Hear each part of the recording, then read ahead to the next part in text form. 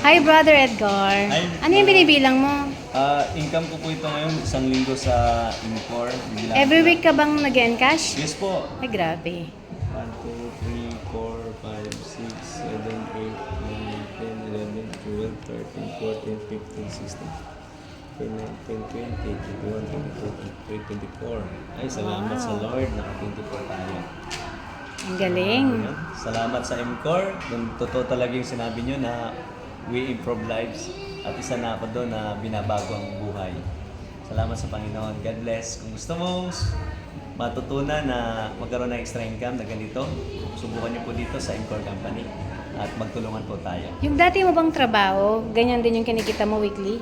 Ay, hindi po. Kasi monthly kasi ako doon eh. Magkano yung monthly mo? 14,000 monthly. So, 14, ngayon weekly mo, 24? Yes po. Grabe! Oh.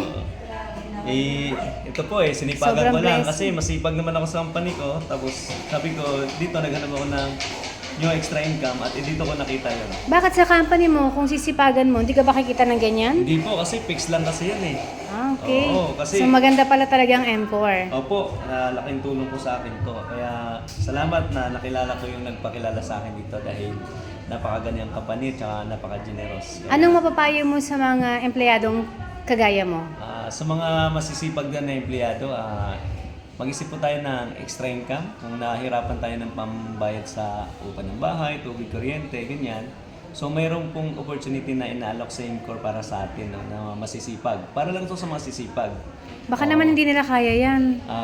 Kakayanin po. Bakit? Tutulungan po kasi tayo ng company.